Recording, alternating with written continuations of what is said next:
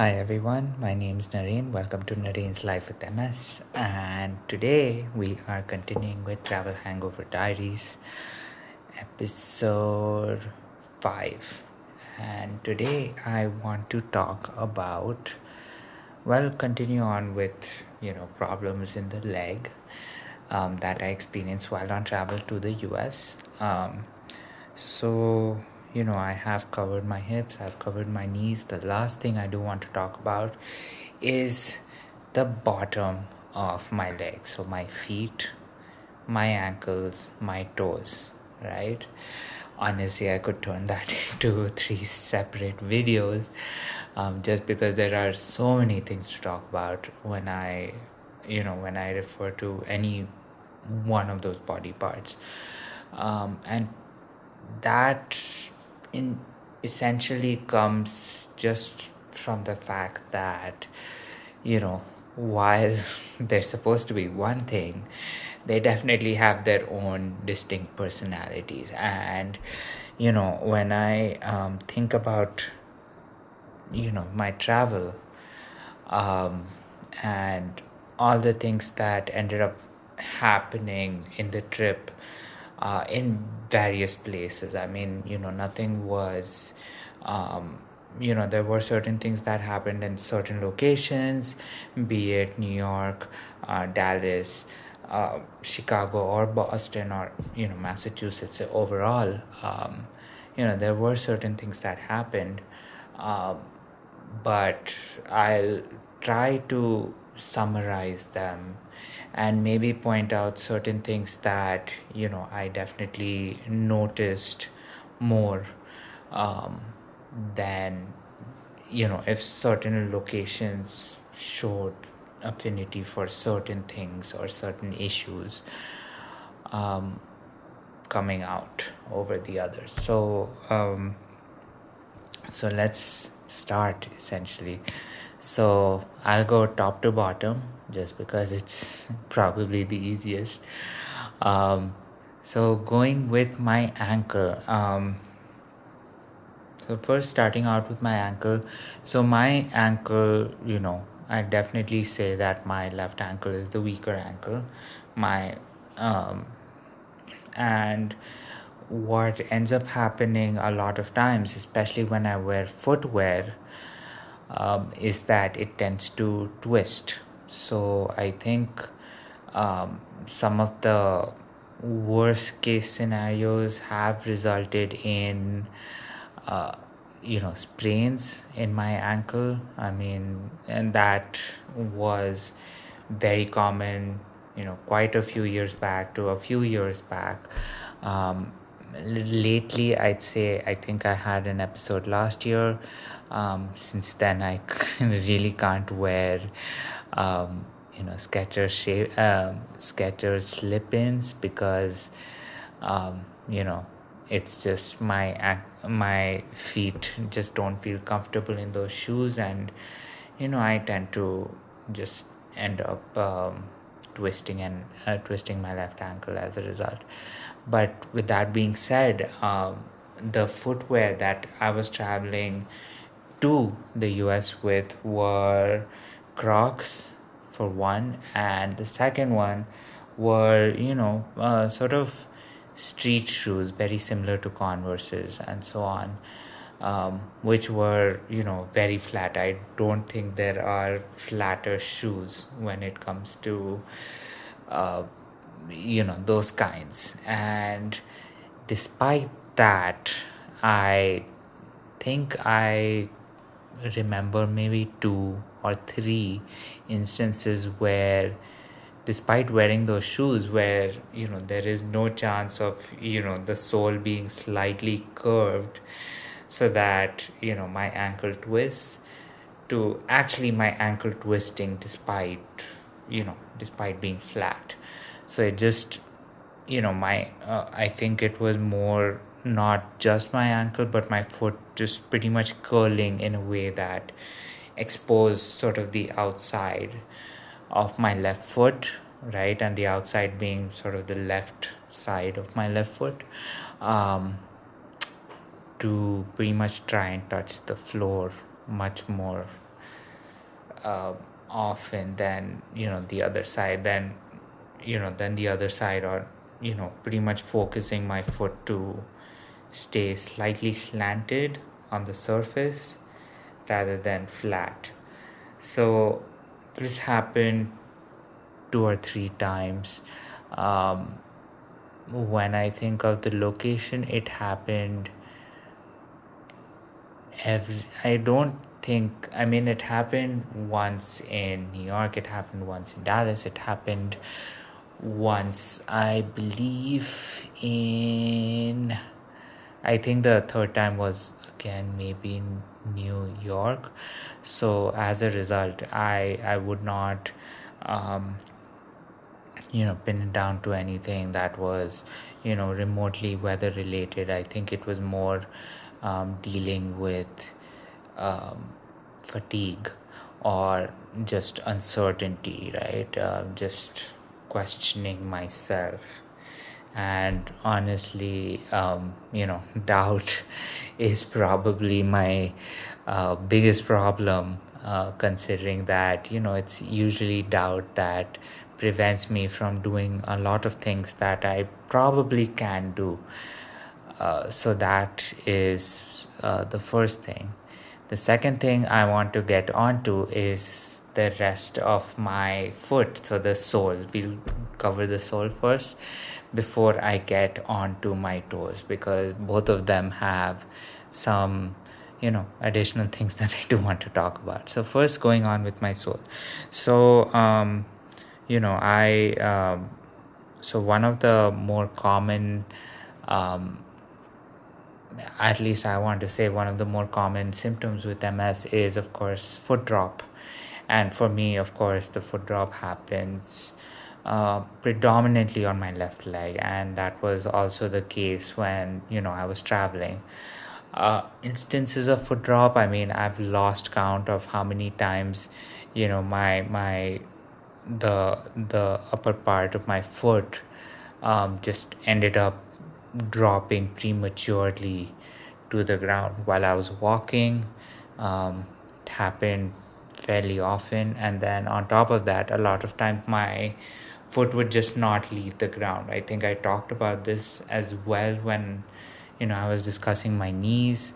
I should have discussed it a little bit yesterday as well when I was talking about my hips. But essentially what would end up happening was my foot would just drag on the ground, and that would cause me to again trip over my own feet, just because there was a break in the walking, right? There was a break in the rhythm of walking. So that, I would say, is the number. I mean, that generally ended up being the more painful, compared to my ankle twisting. I would say that was a little more painful, because it's more of a whiplash sort of reaction. So you get a huge jerk. um, you're probably thrown a little. I mean, I was definitely thrown off my feet a couple of times. Thankfully, there were things to hold on to so that I didn't crash into anything. So so that definitely happened. And um, the harder part was that um, you know it just the thought of it, just the doubting and the thought, and just recovering from almost falling down would also get me a lot more tired. I think the fatigue just set in a lot quicker, just because I was a lot more worried about walking the next few steps, and then thinking about the fact that I almost fell as a result of that foot drop, all that time back. So that would cover everything dealing with my soul. Third thing I want to go about is my toes. So this one, I would say, it relates more to the fact that a lot of times my foot, especially my left foot, so I'm using my left hand as a indication. My feet, it's very hard for my foot. I mean, I'm trying to, anyway, it's very hard for my feet to just stay up like this for a very long time. And a lot of times when I try to walk, I try to do the whole heel to toe. I mean, I hope there are better ways of walking, but I try to do the heel to toe. But the hardest part is to get my toes to contact the floor, and then once my toes do contact the floor, they either contact the floor way before the heel does, or they never really leave the ground. And now I don't have any specific instance of this being an actual issue, but it has definitely turned into an issue. I remember a few weeks, maybe not a few weeks, but a few months ago in the gym, I was walking on, the gym carpet, and I ended up sustaining a rug burn on my toes. And now the funny part is, the toes were probably the smaller of the toes. It was my middle toe and what you can almost say is the ring toe that got a little bit of a rug burn, and so they were burning for the rest of the day. So that also comprises of something that did end up happening. Now in the US, did I experience something very similar to the rug burn? I would say not. But did I, of course, experience things where my toes were definitely not acting alongside the rest of my foot? I would say an absolute yes, because there were lots of times where I was hoping that my toes would kind of leave the ground because I was arching my foot, but that wasn't to be. My toes did not leave the ground, and it just ended up being a little more of a me kind of creating a bigger arch with my foot. So that also ended up happening. So there I did pretty much cover a lot of the issues that I faced with my foot. I know I could have turned this into 3 separate videos and talk in much more details about what ended up happening with my ankle, the pain factor, how long the pain lasted, how long the um, what I want to say incapacity lasted, because after you do twist the ankle, there is a little bit of pain, there is a little bit of issue that my foot has about keeping straight, about maintaining that balance. So that is one thing that I wanted to talk about. Now going on to the sole of my foot, and with all of these foot drops happening, that also creates that one level of doubt that, okay, now that this one foot drop has happened, when's the next one happening? And when foot drop is concerned, you never really know which kind of foot drop it could be, because I consider both the fact that your foot is dropping, the top part of your foot is dropping to the ground, as foot drop A, and then foot drop B being the fact that your foot is not leaving the ground. So it's not really a foot drop. I'd say it's more of a hanging back or a pulling back or a dragging of the feet. But I would still post it over there because the experience or the effect or the pain of it remains more or less the same about which parts of the foot hurt, where I can actually feel the stress, and where if pain has to happen,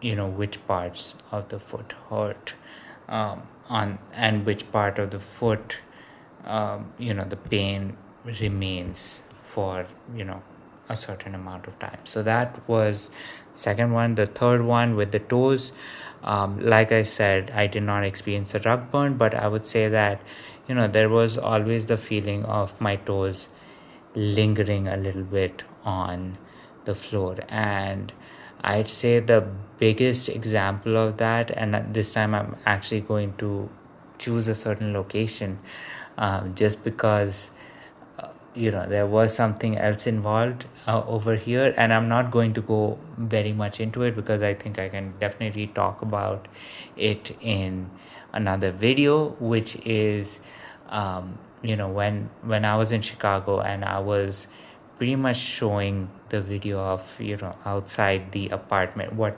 you could see out of the balcony in the apartment. I was actually barefoot outside, and it was very much in the single digits. It was very much, it was very cold, and I do recall that while my toes were while my entire foot felt cold, my toes definitely had a numbing sensation to the temperature, which is of course another thing. I can definitely go about numbness for a much longer time, so I will not do it in this video. But that was also one thing that I did want to talk about in terms of my toes. What was the issue with my toes? So that pretty much covers my entire foot from my ankle to my toes. All of the issues I was facing when I was there. And there's no real location lock to any one of these things happening. I don't think this was as influenced by the weather either, because like I mentioned, it was much warmer in Dallas in comparison to New York, Chicago, or Boston. And the final thing is that with numbness also being involved, I mean, numbness definitely had more of the cold factor involved, but even then these were some different things that I experienced in my foot, and that pretty much covers my entire leg. So now I turn the question over to you. When you have issues with your foot, and I'm definitely talking to people with autoimmune conditions where their walking is impaired, and as a result of that you have certain issues with your feet, what kind of issues do you experience, and how do you go about it, and what is sort of your recovery, or how long does, let's say, if there is anything that causes pain, like you